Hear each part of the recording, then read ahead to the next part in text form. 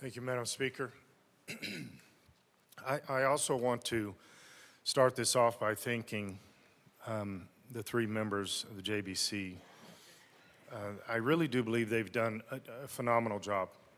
Representative Byrd, Representative Sirota, Representative Taggart, I think his name is. So I give our representative a hard time about this, but he really has worked hard at this, and the other two have worked very hard at this. It's even though I've disagreed with some of the things I did, it was very surprising to me when we sat in approach that first few minutes of that day began, it turned into 4 hours, that they actually came to the table saying, let's make some major cuts along the way. I was really wondering about that. We keep saying, you know, we're $1 billion in debt, but when you talk about the COs and everything else, we're really in debt. And they have cut over $1 billion, and that's been pretty amazing that they do that.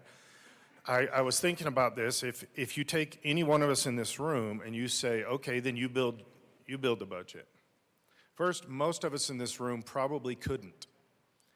The second thing is what you come up with is going to make people in this room mad.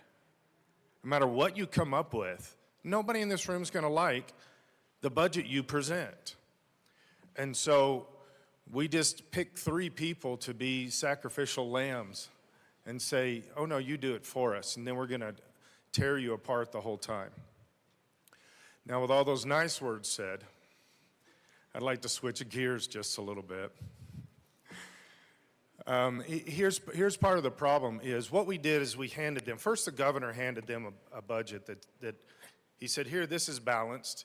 And it took about 4 seconds to realize, no, that's not true. It wasn't balanced. It was so out of balance, out of kilter. And so they're trying to figure out, okay, this is what we have. This is what the governor's given us. What do we have to come up with? Because this is actually the constitutional job of us in this room. It's not to pass the 600 bills that we pass. It's to pass a balanced budget. That's actually our job. And so they take this thing that's got this huge foundation on it, and it's got all the stuff on top, and with a few little pieces to it, and they're supposed to deal with all of the stuff on top without touching all the foundation, the prioritized foundation that says this is who we are as a state, and you're allowed to mess with all the stuff on top, and then we come up here for hours and we debate back and forth because they're readjusting the flowers over here or moving the fruit around, and this is all low-hanging fruit.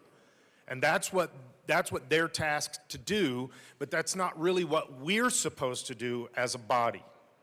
What we're supposed to do, but we can't because we know lines have been drawn and there's a foundation that you're not allowed to touch.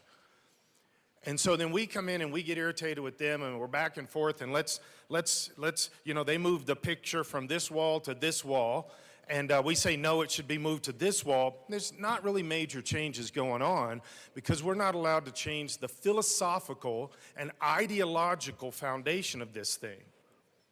The ideology is we will put hundreds of millions, even billions of dollars into ideologies. And I say, my opinion, extremely leftist ideologies. And that becomes the foundation. And that's what we're building on. And then when we get up to the top, then we say, okay, now let's come in this room and let's fix it. It's impossible to fix it because of the leftist ideology that is the bottom of this thing. That we're going to put hundreds of millions of dollars into these things that are actually illegal. They're not constitutional. They're illegal. We're going to put hundreds of millions of dollars into this kind of stuff, and then we're going to run other bills that say we're going to actually put money into a fund to sue, to defend ourselves against lawsuit because we've been breaking the law with this money. That makes no sense. But that's because the philosophical foundation of this thing is extremely ideological driven, and it has nothing to do with people, and it has nothing to do with balancing a budget. It has nothing to do with helping our citizens and these things. We're going to break the law with this bill. We're going to break the law with this bill. We're actually going to sue the taxpayers with this bill, and this is all state money.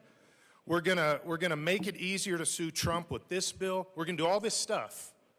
And then when we stand up here and say, hey, we would like to have a little bit of money for rural medical, we're like, nope, don't have it. Why?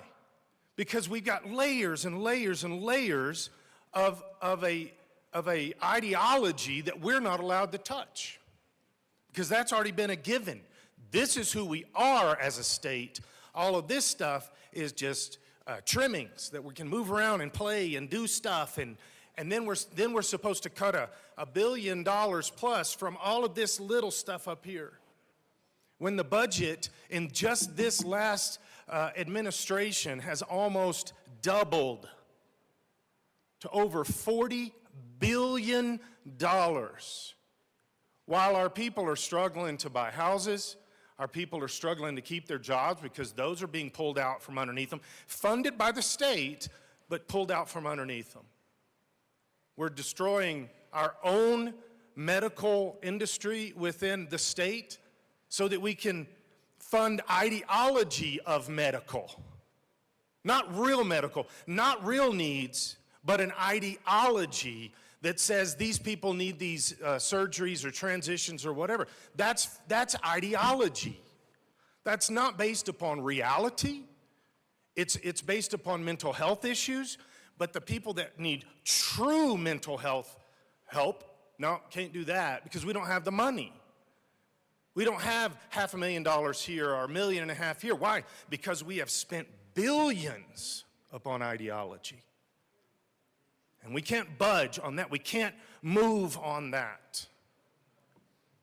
And I have not agreed philosophically with everything that the three sacrificial lambs have put together, but they're not the problem. They're not the problem. The problem is the direction our state is going. We are self-destructing, and we're paving it with our state taxpayer money. We're self-destructing. We're pushing agendas. We're pushing ideologies that hurt, and these are funded by the state. They hurt babies. They hurt children. They hurt mothers. They hurt aging people. All of these ideologies that are funded are hurting. We're going down the wrong path, but as I continue to say in this room, this has been silenced for years out of this room, but no longer. No longer. We're seeing multiple, just in the last 3 or 4 days, multiple national reports going on saying, what is wrong with Colorado? And our side has been quick to say, well, we know, and we will answer those calls, and they're coming a lot. And we're gonna unveil what the foundation of this thing is. Not just a little bit of spending here and there. We're unveiling the foundation of this, and it's bad. It's, in my opinion, very evil and very corrupt. And we're gonna unveil this. And this is where the people of Colorado are saying, enough is enough. The bottom line here is enough is enough. And it may take 1 more year, but I think we're going to get there after that year. And we're going to see the changes that we need to see, because the people of Colorado are seeing the bottom line. And it's not the bottom line of this budget. The bottom line is enough, and we will reclaim Colorado.